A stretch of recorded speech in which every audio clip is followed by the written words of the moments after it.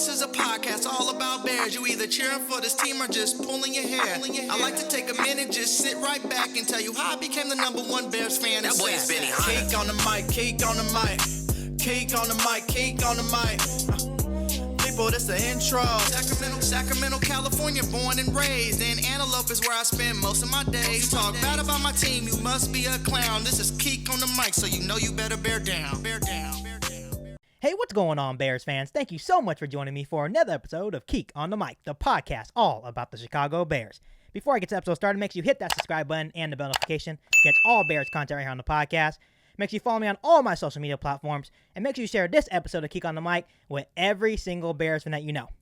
So, Bears fans, I have a very special podcast today with a very special guest. Today, our special guest is ex-Chicago Bear safety Isaiah Frey. How you doing, Isaiah? I'm doing good. How you doing? I'm doing good. It's such an honor to have you on. You're the very first ex-Bear I had on. I had Thomas Graham, our recently drafted Chicago Bear, but right. You are the first ex-Chicago Bear to have on Keek on the Mic. So thank you for taking some time today. Oh, nice. Of course, anytime. So I first off want to start out with your time as a Chicago Bear. Tell us about the experience of being in Chicago and how it was being a Chicago Bear. It was definitely a blessing. When I got drafted in 2012, there was no guarantee for me to get drafted. I was a fifth to undrafted kind of guy, and then eventually got picked up in the 6th round. So I was just fortunate that they took a chance on me. Lovie Smith, Phil Emery, those guys drafted me in the 6th round. I'm always forever grateful for that. But my time there was fantastic. I came in as a rookie to a lot of veterans and a lot of future Hall of Famers that I got to play with. So I think that was an ideal situation for myself, just to learn how to be a professional. Just watching those guys, how they operated day in and day out, allowed me to probably sustain a decent career. I wish it was longer, but I had a okay career. But just watching them was allowed, how to take care of your body, how to eat right, and how to go about the day. Those things help me moving forward. Absolutely. And everybody knows that Chicago, the Bears in particular, is a town that is very passionate about football. So let's talk about the Chicago Bears fans. How did you feel embraced by the fans while you were in Chicago? Oh, they were fantastic. I got to really play my second season there, and they embraced me. I had a really good camp, and then I had a good season, and they were always supporting me, cheering me on, reaching out to me on Twitter, and just encouraging me. And I love playing for them because they're passionate. Right. I know a lot of them are upset about that last game in 2013. I still think about that one against the Packers, but they were always there supporting us, every game. So they're a fantastic fan base. Yeah, and you just brought up, there was a lot of big games that you played in, obviously, and I know the Bears have some big games coming up. I know they haven't been doing so well, but Bears-Packers. And I know a lot of Bears fans are upset about this season. But talk about your experiences with the Bears versus Packers rivalry. It's a real thing. The first experience I got playing against them in my second season was the game that Aaron got knocked out. If you remember the play, my teammate Shea had sacked him, and I actually was involved in the play in a weird way. But we ended up winning that game, and it kind of put us in the driver's seat to make it to the playoffs. And then, to reference that last 2013 game again, it just escalated to that last game of the season to see whoever won went to the playoffs. And unfortunately, we lost. But that rivalry is real, and it's long before I got there that it's gotten to that point. So it was great for me to have that experience and to be a part of it. Yeah, so obviously the big thing this year, the first matchup against the Green Bay Packers, Aaron Rodgers scores a touchdown, breaking a bunch of Bears fans' hearts once again. You think you're in the game, and then he does something magical, right? And after he scores that touchdown, he looks at the fans, and I guess there are some Bears fans giving him the dirty bird. That's how he described it. Right. He said, "I own you. I still own you, and I will always own you." As an ex-Chicago Bear, how does that make you feel when a guy like that says that? It's a little disrespectful. It was Aaron's Aaron though. He if there's anybody that's okay with doing it, and not okay, but like has a right to do it, it's him, because he's broken our hearts many a times. But that makes us mad. I wish I was still playing to kind of do something about it. But I think until you are able to put up or shut up, man, you got to accept what the bed you've made, and you got to lie in it. And as a player going into this game, after he makes that comment, obviously after the game, like during the game, you find out after the game that that's what he said. Going into this next matchup, what kind of mindset would you have going into this game? Just to make plays. I know a lot of people are probably like, oh, I want to go out there and hurt him and make sure he feels it. It's like, no, that's not what the game's about. The game is about finesse, especially with him. He's a heady guy. So I'd be out there just in my playbook as much as I can, just to make a play off of him, and it's easier said than done on this podcast, because he's probably one of the smartest quarterbacks in the league, if not the smartest. But that should just motivate you to go out there and as a DB, try to pick him off or sack him or something, along those lines. Everyone knows, one more part about Aaron Rodgers and the Packers in this rivalry. It hasn't been much of that, right? It's been Aaron Rodgers dominating the Chicago Bears. And I actually looked up some stats before this podcast, and the Bears are 2-6 against Green Bay and Lambeau Field. One of those wins came when you were on the team in 2013. So I'm not sure how that makes you feel. It probably a little bit prideful that you guys actually got the job done in Lambeau Field. How hard is it to play in that stadium? Oh, it's tough. It's tough. Like I said, he got hurt that game in the beginning.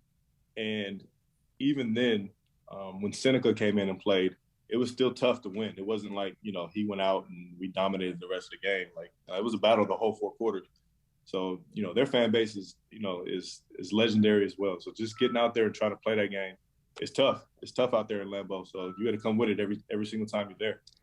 Exactly. And obviously during your tenure as a Chicago Bear, Jay Cutler was your quarterback. And there's probably going to be a lot of Bears fans that comment on this podcast saying, well, hey, Jay Cutler sucked. I like Jay Cutler. I don't know why people gave Jay Cutler such a hard time.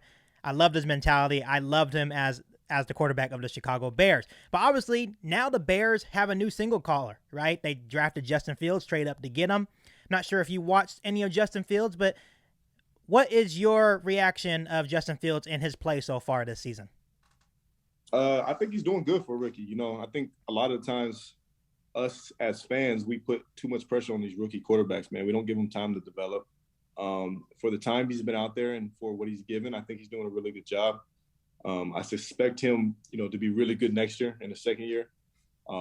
But he's playing like a rookie right now, which is expected, but he's going to be a really good player for a lot of years to come. So it's not – a lot of these analysis try to put a ceiling on a quarterback in the first year, which is ridiculous. I think a perfect example of that is Josh Allen. He didn't have his first 2 years, I think, weren't that good, and now he was an MVP candidate last year. And Justin Fields has all the potential in the world to be an NFL MVP. So I suspect that happening here within the next, 5 to 10 years. And obviously you saying that being in the organization, that's going to make a lot of Bears fans happy, because I think at this point, fans, with me included, saying if Justin Fields doesn't work out, what's going to happen? I think the Bears have been so much defense, but now you look at it, it's an offensive league now, right? So you need to be able to score points. And I think we feel as a fan base that Justin Fields is almost like our last hope. So I know you saying that is going to make a lot of Bears fans happy. So I just want to get your opinion on, obviously, the Matt Nagy situation. Obviously, he came in 2018, won Coach of the Year, back-to-back 8 years, and it just the offense hasn't been clicking, right? Mm-hmm. If Matt Nagy ends up getting fired at the end of the season, could you think of any replacements for him that would be a good fit for the Chicago Bears? Eric Bieniemy from Kansas City. He should be their number one choice just because he's an offensive mind. See what he's done with Patrick Mahomes. Obviously, Andy Reid has something to do with it as well. But him and Justin Fields would be a perfect match. I think he has the resume to prove that. And if he gets in there, man, I can see them being together for years to come and just, turning that offense up. Like Matt Nagy's not a bad coach. I think he's just in a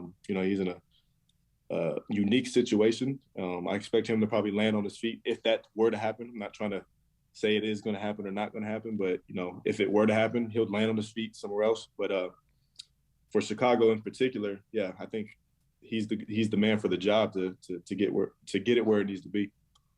Yeah, and I think a lot of Bears fans will agree with you right there with Eric Bieniemy maybe being up there. I guess the only thing about Eric Bieniemy is that he is coming from that Andy Reid tree. Obviously, Matt Nagy also came from that Andy Reid tree as well. It didn't work out with Matt Nagy. Doesn't mean it can't work out with Eric Bieniemy, but I think a lot of Bears fans will be like, oh, maybe no. But I can see where you're coming from there.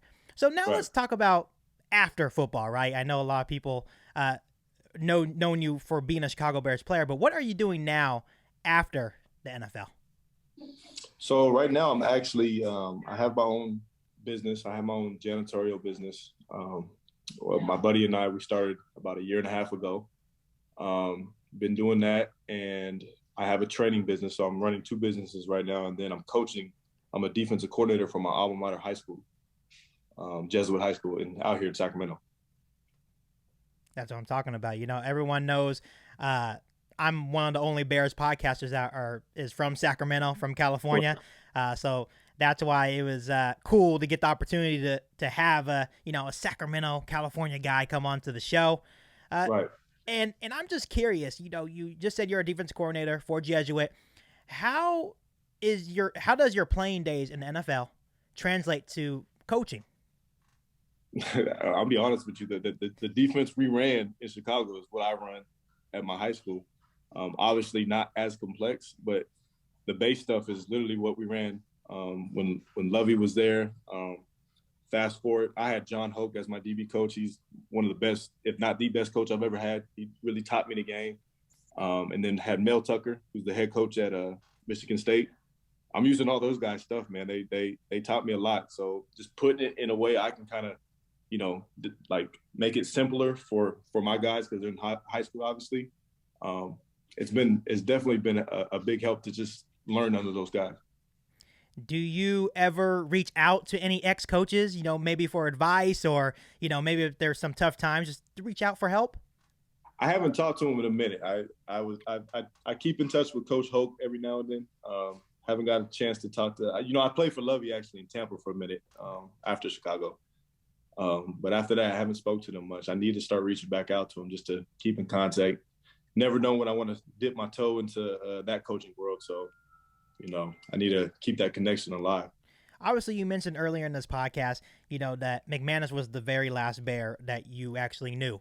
Is there any other ex-Bears that you keep in touch with on a day-to-day basis or maybe anytime? You know, I talked to him. He was one of my very good friends when I was there. We lived in the same apartment complex. He was he was only a couple of years ahead of me in terms of being in the league, but he had so much knowledge at that point. He's a very mature individual. So I learned a lot from him, especially with finances. He'd be the first one to tell me, don't spend your money. Don't spend your money. Just invest. Don't spend your money. You know, and just learn that from him was a blessing. But, you know, I talked to a lot of guys like CJ Wilson. I'm not sure if you remember CJ. He played with me for a couple of years. Whenever I get a chance to run into Lance, I'll talk with him. He's back and forth though. But that's for the most part, those are the most guys I've talked to. Every now and then I've talked to Alshon on Twitter, you know. Yeah. Funny thing, you bringing up Alshon is actually kind of funny because I remember he was on the Chicago Bears and then he made a comment saying, next year we're definitely winning the Super Bowl. And Bears fans are like, okay, let's go. And then he leaves, goes to the Eagles, and he won the Super Bowl, so he wasn't lying, right? He just didn't say which team he was winning, right? For. And bring up Lance Briggs. He's also a Sacramento guy, so that's cool that you're able to, you know, chat up with him every once in a while. And he needs it. By the way, about speaking to him, I'm hoping to see him either this year or next year in the Hall of Fame because that's where he belongs. Yes. Yeah. Absolutely. He needs to be. So during your playing days, what is like one lesson that you really took away from it?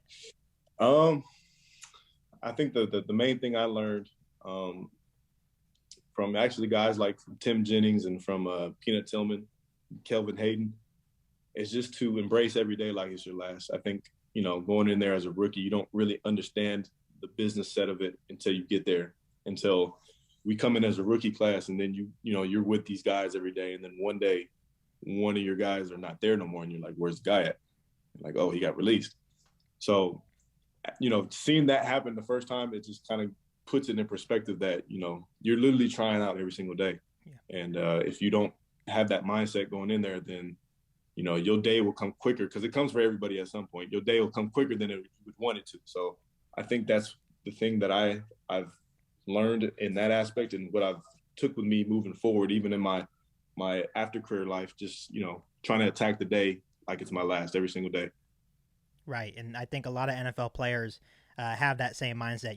Every day's a trial. Even if you're a first round pick, you have to come in and prove yourself, right? Right. So obviously I mentioned this earlier in the podcast that the Bears are 4-8. Bears fans are kind of down right now. They're like, the season's over. The only thing that we have to hold on to is that Justin Fields is our quarterback, and hopefully he is the franchise guy. What is your message to Bears fans right now, knowing that their team is 4-8? The future's bright. You got a first-round quarterback who has all the potential in the world, and I don't think you should be so down on this year. Obviously, this isn't the year that everybody wanted, but it's only up from here. It's not going to get any worse. Justin's only going to get better every single season. Depending on how the coaching situation is, it can either stay the same or move forward.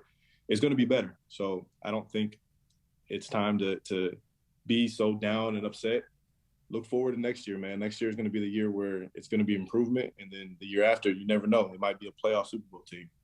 I like to hear that. I really like to hear that. What Isaiah is saying, Bears fans, is bear down. All right? That's all we need to know. Bear down 24/7. Isaiah, thank you so much for joining me on Geek on the Mic. Hopefully we can keep in touch, do this again, maybe do some game previews here and there. But definitely. I definitely want to keep in touch with you. But it was an honor to have you on Geek on the Mic today. Almost definitely. Thank you for having me. Yes, no problem. And take care, man. All right, you as well. You ain't bout it, you ain't bout it, you ain't Geek on the Mic. You ain't bout it, you ain't bout it, you ain't Geek on the Mic. You can go and subscribe, cause I be on it right. You ain't bout it, you ain't bout it, you ain't Geek on the Mic.